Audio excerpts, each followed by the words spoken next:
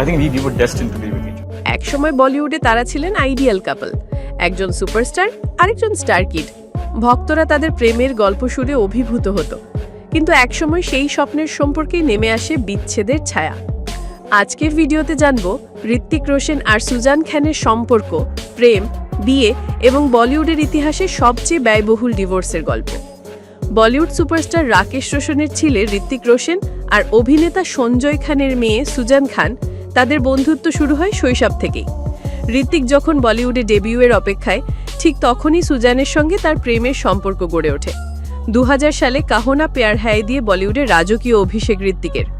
আর সেই একই বছরে 20 ডিসেম্বর চিরস্থায়ী বন্ধনের প্রতিশ্রুতি দিয়ে বিবাহ বন্ধনে আবদ্ধ হন ঋত্বিক আর সুজান। পরবর্তী সময়ে তাদের সংসারে আসে 2 পুত্র সন্তান। সব মিলিয়ে যেন রূপকথার মতোই এক দাম্পত্য জীবন। কিন্তু সব গল্প যে চিরকাল সুখের হয় না। 2010 সালে কাইটস ছবির শুটিং চলাকালীন গুঞ্জন ছড়িয়ে পড়ে ঋত্বিক সুজানের সম্পর্কে টানাপড়ন চলছে। একসময় যা শুধু গুজব ছিল, তা 2014 সালে বাস্তব হয়ে ধরা দেয়। 14 বছরের দাম্পত্য জীবনের পর তারা আনুষ্ঠানিকভাবে বিবাহ বিচ্ছেদে রফা করেন। এই বিচ্ছেদ শুধু বলিউড নয়, পুরো ভারতীয় বিনোদন জগতের ইতিহাসেও এক নতুন রেকর্ড গড়ে।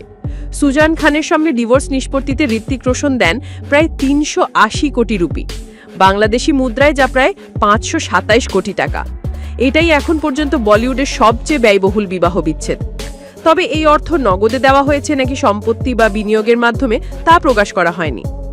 যদিও তাদের দাম্পত্য জীবনের রীতি ঘটে, তবুও ঋত্বিক ও সুজান আজও বন্ধুত্বপূর্ণ সম্পর্ক বজায় রেখেছেন।